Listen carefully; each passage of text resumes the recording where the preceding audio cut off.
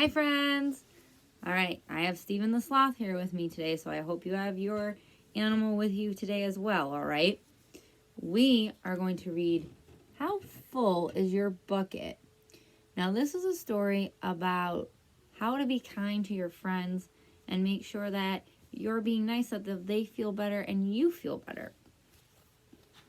The story is written by Tom Rath and Mary Reckmeyer and is illustrated by Maury J. Manning. Felix was putting one of his last blocks on his tower when his little sister came in. "I want to build with you," she said. Felix scowled. "Go away. You're too little." "I'm big." "Stay back. You'll knock it over." "I can be very careful. Go play with your baby toys, Anna." Look, so they're fighting. What happened?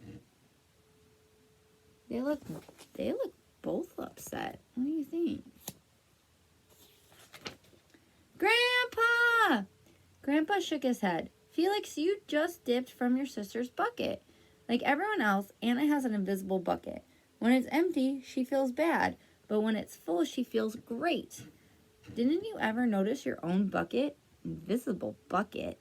Sometimes Felix couldn't quite tell when his grandfather was joking.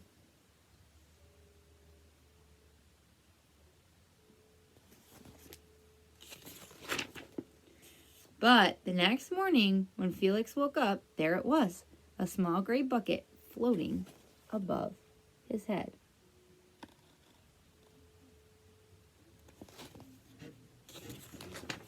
When Felix came down to have breakfast, his mom was in a hurry. "I've got a meeting this morning and it's almost time to go." "Anna, sit still." That looks like a busy morning. Felix slipped and choco weeds scattered across the floor. "Felix!" yelled his mom. "You should have used the stool to reach that." Felix could feel his bucket tip and a big invisible drips spilled out. Drip, drip. "Ha ha!" Anna laughed as she crunched the cereal with her shoe. Drip. "Get the broom and clean that up before you miss the bus," scolded Mom. With the school bus honking, Felix quickly swept up the choco weeds and grabbed the last blueberry muffin, but before he could even take one bite. Uh-oh. What do you think's going to happen? Buster jumped up and grabbed the muffin from his hand. Drip. "Hey, look at Felix's new backpack. My baby brother has one just like it." Drip. "Psst, Felix, psst." Drip. "Watch out, shrimp." Drip.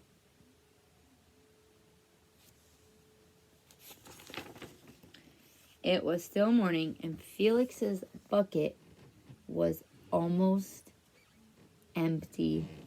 Look at Felix's face. What do you think he's feeling? Do you think he's feeling happy, mad, sad, frustrated? As he watched his classmates walk into the room, he secretly hoped they would trip and fall. That's what it feels like when you have an empty bucket.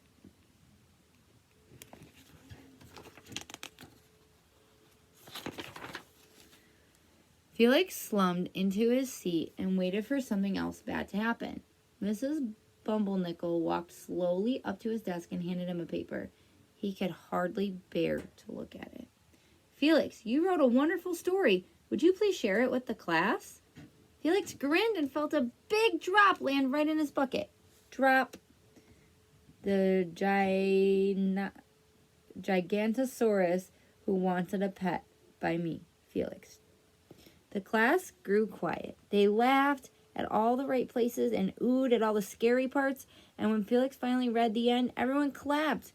Even Emily, who sat next to him and didn't usually like dinosaurs. Felix felt a whole shower of drops land in his bucket. maybe the day wouldn't be so bad after all. Plop, plop, drop, drop. He looks like he's feeling better. Drop. Team captains today are Veronica and Felix. Drop. Nice cow. It's a dog. Well, nice colors there, Felix. Drop. Cool laser ant backpack, Felix. Drop. So when you say nice things to people, that helps fill their bucket. That makes them feel happy inside. By afternoon, Felix's bucket was nearly full. At recess, when he looked around, Felix suddenly realized that his grandpa was right. Everyone had an invisible bucket, too.